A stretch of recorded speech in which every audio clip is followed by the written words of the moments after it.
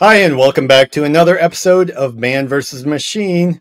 My name is Brenton House, and we're here to talk about AI. And with me, as always, is Korben Lawrence. Welcome, Korben. Thank you. Super excited. We've got a lot of great stuff planned today. Ready to dive in. Yeah, we have a lot of AI news, and we'll try and fit in as much as we can. Yeah, most definitely. Well, I guess, just diving right in, I guess one of the topics we had discussed previously that we really wanted to touch on today was code interpreter. That was kind of a big deal. We were waiting. I know you had been talking about seeing the people on the beta list and waiting for that to come out. It's finally here. Have you had a chance to try it out this week? Yeah, I wasn't on the beta list. I know it's been out maybe for a couple months for people that were on that, but I kind of got access to it with everybody else. But it's an interesting new model that they have there. So what code interpreter is, I assumed it was like for generating code when I first heard about it. And I think that's what a lot of people associate it with. But I was like, okay, ChatGPT already can generate code. So what's different about this? Well, what it does, it actually generates Python code to try and interpret your problem. So say, for example, before I forget, one of the other features in this new code interpreter is you can upload files. Well, one file. So you upload a file and say it's a spreadsheet and you want it to interpret, analyze this and tell me what it is. Well, what code interpreter does is then it'll generate Python script to read in this file that you upload, parse it, and then it uses access to ChatGPT, the GPT engine, to try and answer your question. So it's an interesting, and it actually shows you the Python code it's generating on the screen. It's pretty cool. Yeah, that was honestly kind of a big surprise for me whenever, I first got access to it about the same time as you. And I was messing around with it and I was assuming like, oh, okay, this is probably going to be a tool that I don't use often. I know you like to mess around, on the more of the web development side of things a lot more than I do. So I was like, I'm sure you'll have fun with it, but I didn't think there would be much application for myself. But I mean, boy, was I wrong. Because the implications of some of these things, like you mentioned, being able to input these files into it and have it, scan through all this information, it's just the application is astounding. I mean, I'm sure you've already, you mentioned you've been using it. What are some of the application you've been using it for throughout the few weeks that we've been messing around with it?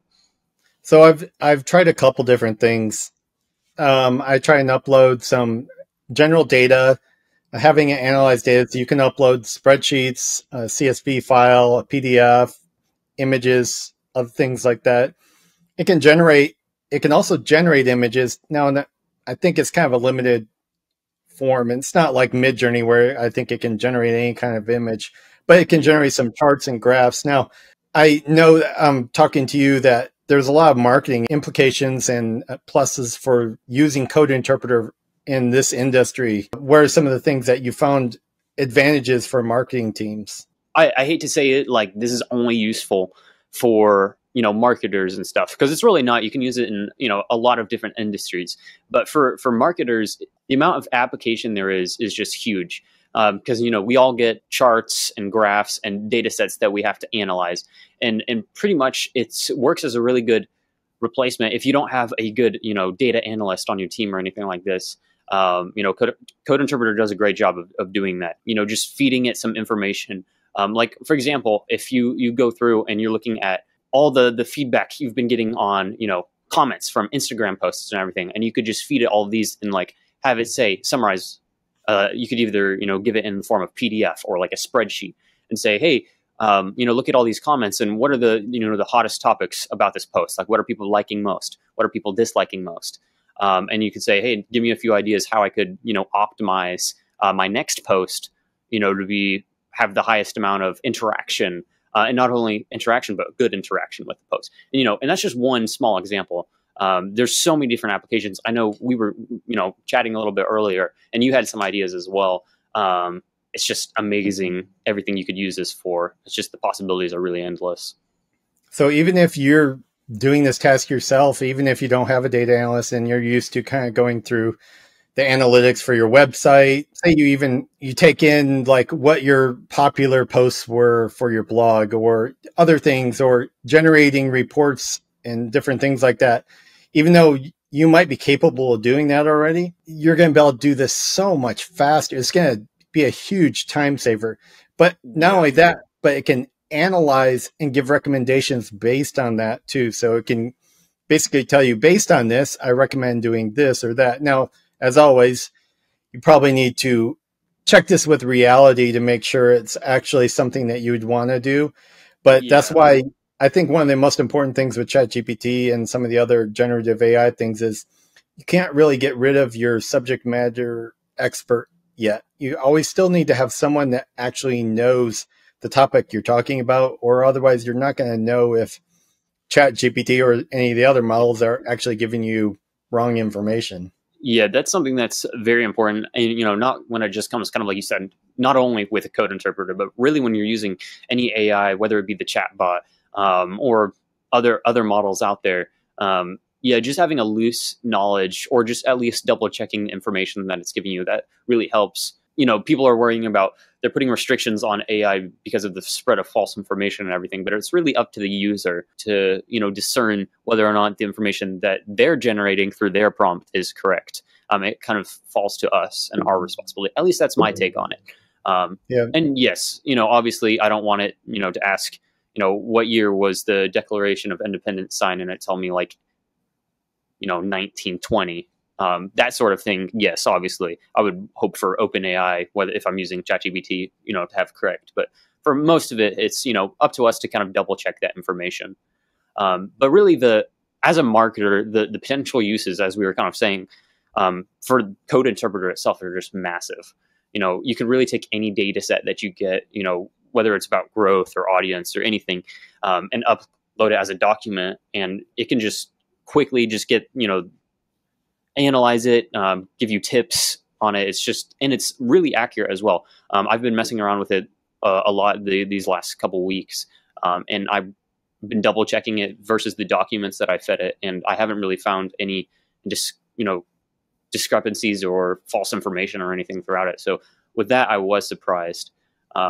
Though other aspects of ChatGPT I've been running into a few more issues with, but that's something we might talk about later.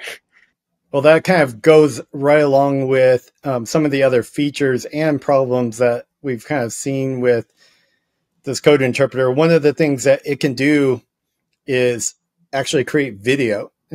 Someone on Twitter, and I'll post a link for this later, but what they did is they took an image, and it was a really wide image, so it had a really wide aspect ratio. They uploaded this to code interpreter and said, I want you to pan this using a normal aspect ratio, say 16:9. I want you to pan this from left to right and generate a video of that. And so they did. And so what I did is I downloaded the original image, copied their original prompt, did it, and it actually generated a video that I could download. There's a little short video that panned this photo. So it wasn't anything super complex, but it definitely has interesting application. Yeah. Now, I also know from talking to you that the experience is not the same for everyone. Yeah. As soon as I read that it was able to turn these, images into videos, I was super excited because I was like, Canva is great at, creating images for social media, emails, what have you. And I was like, well, what if I could take some of these images that Midjourney or, I'm creating, and just turning them quickly into videos. And as I began messing around with that, I was getting, quite a few different errors. And, obviously I thought it was, something was wrong with my prompting. I must have been doing something wrong, right? But I had stumbled across that same Twitter post as you, and you kind of mentioned it to me. So I copied and pasted the exact same thing you did, and still got errors. It wouldn't, do anything for me. So obviously, even if you feed it the exact same prompt, I still haven't been able to get a video out of it yet. So, but it is still in its beta phase. So they're still testing and working on that. So we can extend them some grace for that. But hopefully within these next few weeks, I'll be able to use some of its cooler features, but who knows? Yeah, there's some other features that haven't always been working as planned. I would for a while there was a limit of 25 prompts that you could do per, I believe it was 3 hours. So Yeah. I was using Code Interpreter, and I was giving it some data, and it was just like data. I did it as a test. I copied some very structured data off a website. So it was like company name and phone number or something like that. Yeah, just a basic sheet of. Yeah. So I copy and pasted that into Code Interpreter since it doesn't have access to the internet, and told it to generate a CSV file from this. So it generated some Python code, parsed it, and actually generated me a CSV file. So then I went to page 2 of the results, copied some of that data, and told it to give me another CSV file. And it generated Python code this time that did not generate a correct CSV file. It was all full of errors, missing gaps in information. It was just really bad. I ended up going through like all 25 of my prompts, just trying to correct it, tell it what it did wrong. And then finally, when I ran out, I went to ChatGPT 3.5, gave it the same data and told it to generate a CSV file, and it worked flawlessly. So this Wow. kind of goes to, I know there's been a lot of reports out there that something is going on with the performance of ChatGPT 4.0 and the GPT-4 model. Yeah, it's been. I mean, that kind of leads perfectly into, like, we were planning on talking about some of these reports that have been coming out. I personally have been really coming across this more and more often. Because I told you a little bit ago that this last week I've just given up on ChatGPT 4, and I've just completely switched over to 3.5 because have been unable to get anything. Even with the new 50 prompt limit, it's just taking up way too much of my time. Constantly correcting it.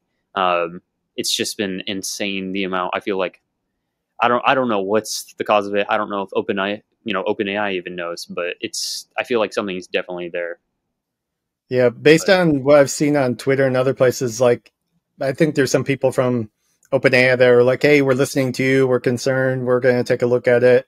But then I hear other reports of, "Oh, this is just you're expecting more because you've been using it longer." So, but that's not my experience at all. I mean, I'm finding errors that I did not find before, and then it kind of makes me wonder that you talked about raising the limit from 25 to 50 for every 3 hours.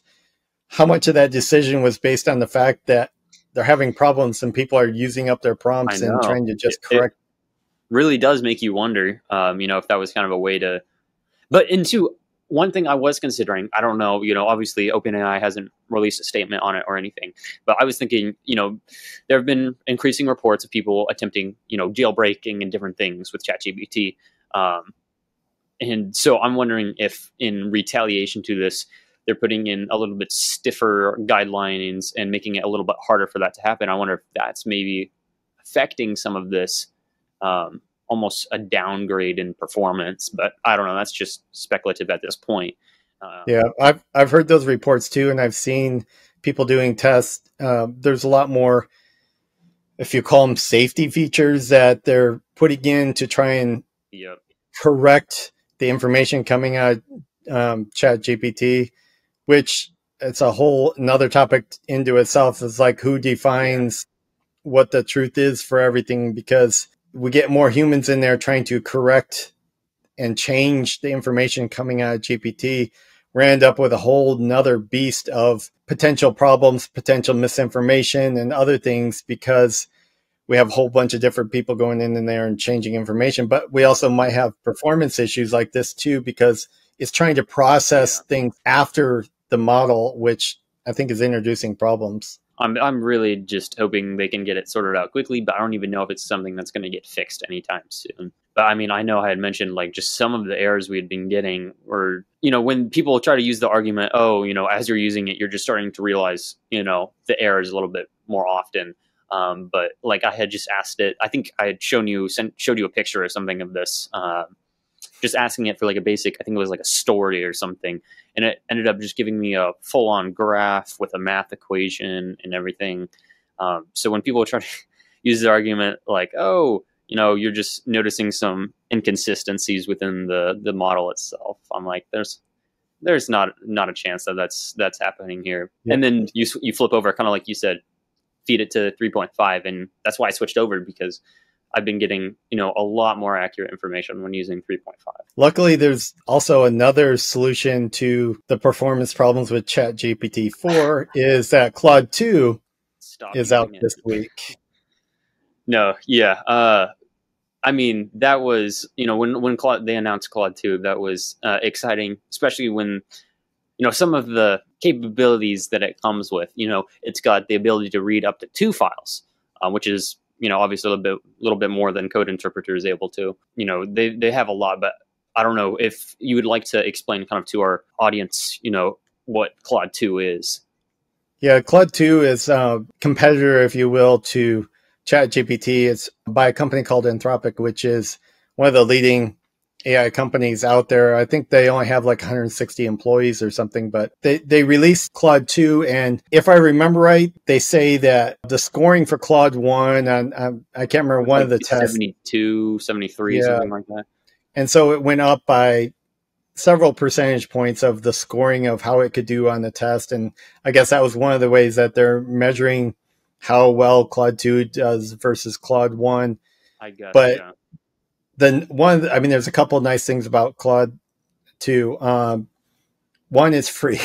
So, Yeah. I mean, people like us, we're paying $20 a month for ChatGPT, and some days you get on there and you go to status.openai.com and it doesn't report any issues, but you get on there and you're getting garbage constantly, and it's not working. Claude 2 is free, but also like I think 4 times the amount of tokens that it can handle. It can handle up to I think 100,000 tokens, which if I remember right is like 75,000 words. Something gigantic. Yeah. Yeah. I was super excited. That was the thing that probably got me the most excited, was the token count. Because when I like experimenting around, having it write different things, but it quickly forgets, ChatGPT 4 quickly forgets, the things that you gave at the beginning of the conversation. So the fact that you can go and feed Claude 2 like a small novel, and it being able to, just remember it all is just phenomenal. But I mean, and the fact that too, it can kind of keep up with code interpreter, and the fact that, you can still give it files. So you can give it a book in the form of a file. And you can still give it, links and different things. It's just, I don't know. A lot of people are calling it the ChatGPT, biggest competitor, and how it could be a danger to it. But I don't know. What are some of your thoughts on? Do you think this could actually possibly, take ChatGPT, knock it down from the #1 spot in LLMs right now? ChatGPT got a lot of its popularity because they were first. I mean, yeah. It means something to be first. So coming in second, they have more work to try and overcome, because now the word ChatGPT is kind of, for a lot of people, just synonymous with AI. Even if that's erroneous, it doesn't matter. A lot of people that don't even understand AI know what ChatGPT is, or think they do at least. So they have some work to do, but performance-wise, from what I've seen, I mean, it can be pretty close to ChatGPT 4 as far as the quality of the output. Now, I think there's some reports of like maybe it's slightly less with code generation and slightly better in other areas, but I think it's generally on par with ChatGPT 4. Now, you did mention the file upload issue. Yes. Yeah. So now I have heard one workaround for ChatGPT. So if you zip up some files and upload that one zip file to Code Interpreter, then supposedly it'll open it up and you can use multiple files. I've heard varying reports of success with this, but keep in mind also there's some kind of timeout with ChatGPT 4. So if it can't process the information, process your prompt in a certain amount of time, it'll time out and not be able to finish, and it'll mess everything up. So I'm guessing if you uploaded too many files and it has to try and go through all of them, do a lot, you might be out of luck. But I mean, just when I know we were talking about using Code Interpreter earlier, and even just when you're just giving it normal stuff, or just having it do normal like 3.5 type of tasks, it'll time out, and pretty much you just have to create a whole new chat. So all the information you had in that chat gone. I'm on like my 3rd Code Interpreter chat, because it just doesn't seem to be able to retain and continue using the same one. But again, it's in beta. Yep. But then at the same time, so is Claude 2. So maybe that isn't such a great excuse for code interpreter, but who knows? But that error that you're seeing, that's a common error I've heard a lot of Yeah. people getting, because if you start a conversation, if you will, with ChatGPT code interpreter, a lot of people, when you come back to it, you just get this error that you can't get to go away. Basically saying that code interpreter timed out, and you close Yeah. it or something. You think it's just a timeout related to that conversation, but it just basically means your conversation is trash. Oh, And really? you got to start a new conversation over, which is a problem if you just spent hours Yeah. inputting a lot of data that you wanted to remember, and you got to kind of start all over with that again. OpenAI needs to, take a good closer look at this and try to fix some of these issues. Because I mean, until then, I stopped using code interpreter. And honestly, I'll use bits and pieces of it here but really, when you're comparing it to Claude 2, neither code interpreter or Claude 2 has access to the internet. So at this point, there's really no benefit to paying $20 a month for access to code interpreter when you can use Claude 2 for free. Yeah. Unless you use the plugins, because I don't think Claude supports plugins yet. Which Yeah. plugins, actually, some of them are actually pretty cool. Most of them are not, but there are a few out there that are pretty cool. Yeah, So, and it's a shame that they made it so if you're using code interpreter, you can't have plugins at the same time. It's got to be one or the other, unfortunately. yeah. If you're planning on, using just ChatGPT 4 with, plugins to grant it internet access, and you think, when you really think about it, it could really boost, productivity, even if it just saves you 30 minutes a day. I mean, that adds up really quickly. So for some people, that $20 a month just for regular old 4 without code interpreter could definitely be worth it. But I'd really say that's kind of up to you as an individual, whether or not you'd rather, go with Claude 2 or ChatGPT 4. And who's to say you can't use more than one? Because, Yep. I know I've definitely been using multiple LLMs at this point, just the different chatbots and kind of just gauging which one works best for me. And honestly, just using a few of the different ones for different tasks. But Yeah, I think Claude, what I found, Claude 2 and ChatGPT 4, they're pretty good. I mean, with Bard and Bing, actually, even though Bing is based on GPT-4, neither of them are really great. But speaking, I mean, of Claude being free, Meta has gone one further step in actually open sourcing their Llama 2 model, which, yeah, although it doesn't, they don't have that chat interface, the conversation based thing that you have right now with ChatGPT and Claude. Releasing it out there, you're seeing people downloading it, using it, creating interfaces for it, fine tuning it, which is, for everybody, fine tuning is basically training. Training is not quote unquote technically the right training. word, Yeah, but it's similar to training in that you are giving it more information after the model's already been trained. yeah. So I think there's going to be some really interesting things coming out with Llama 2 as well. When they announced that they're going open source, I mean, technically there were like rumors of it going open source and, different things, people getting their hands on it, before they officially announced open source. So we kind of knew it was coming, but just the fact that they went and, released that to the public, I think that's really going to be a huge game changer for everything in the world of AI. Because all of a sudden, kind of like when we were talking about Falcon and how when they made that open source, all of a sudden, all these new startups don't have to build these, models from the ground up. They can, take these already trained models and just all of a sudden we're going to see, a plethora of companies popping up and they're all going to have their own internal, chatbot, but they're able to train it focused on their own niche or whatever their, business is about. So it's just going to be, instead of having to use, a generalized like ChatGPT or Claude 2 all of a sudden, it's just, and to the fact that it's open source. Sorry, this is one topic that really gets me going. But I mean, what were some of your initial thoughts and reactions when you saw that they were open sourcing this?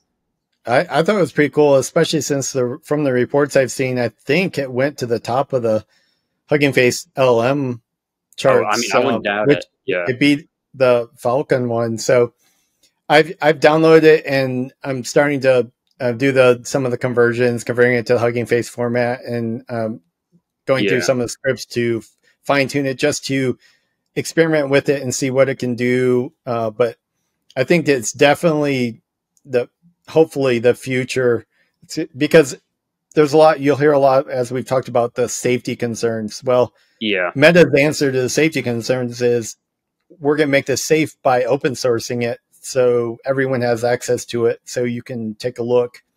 Yeah, because Now, kind of jumping back to that conversation we were having earlier about whose definition of what's safe. Claude 2. We said ChatGPT was kind of doing it. Anthropic completely embraced it with Claude 2, making it the friendly AI chatbot, by making it so it doesn't spew out harmful or misinformation. But yeah, Meta, kind of like you were saying, just went the complete opposite direction, saying anyone could build on this, and so yeah, trial and error is pretty much the route they're going. And I can't say I don't agree with it, because honestly, I think it might be the most efficient way to do it, but I don't know. That's kind of a hot subject right now, so I guess we'll see. yeah, I'll let you know maybe next episode or something if I can get everything working with the fine tuning and different things, just to kind of see what kind of results I can get out of Llama 2. But I Yeah, for definitely sure. like the direction they're headed with that. Yeah, we'll have to talk about that, because I'm super excited to kind of see what you're doing behind the scenes with that. Maybe we can do a future episode, kind of just showing off what we were able to do with it. I don't know.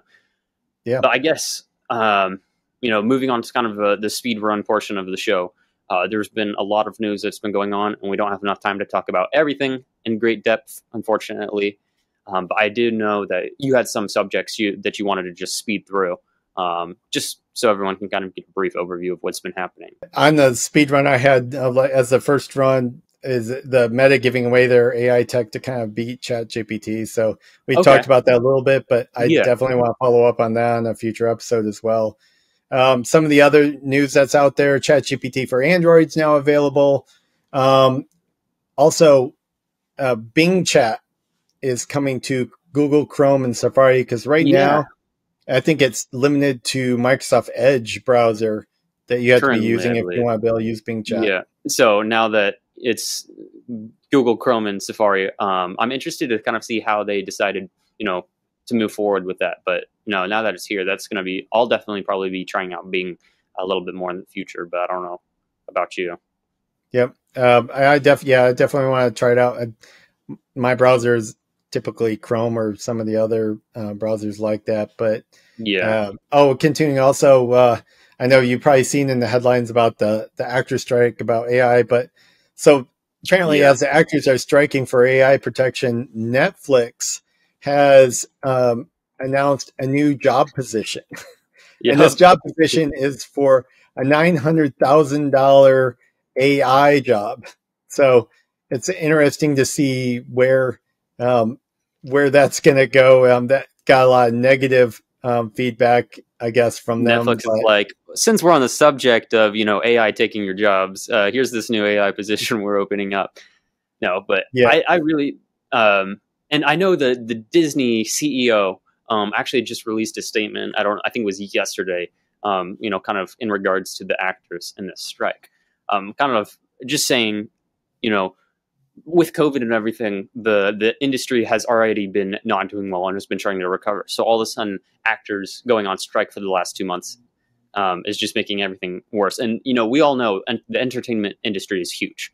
It's honestly a big part of our economy. So I'm curious to see how this is going to affect everything. Just all of a sudden, having a 2 month stall on progress over there. But we'll have to keep an eye on that. I know that's not directly AI related, but yeah, but it sorry, I know definitely you had ties some other things into to it. touch on as well. Yeah. Also in the news, Microsoft announced pricing for the new AI subscription. I can't remember exactly what their pricing was, what they settled on, but at least now that's available for organizations that want to add some of the generative AI features to their subscription. And Yeah. last but not least, Apple, supposedly Apple is already using its chatbot that's working on for internal work. I think the code name they picked was Ajax. Now, I'm a little suspicious of this, as you know, because Siri is anything but smart when it comes to Yeah. anything. I know people are claiming that AI is integrated into everything at Apple, but I'm Sure. sorry, but if it was integrated at all into Siri, it wouldn't struggle as much as it does. So I No. think Yeah.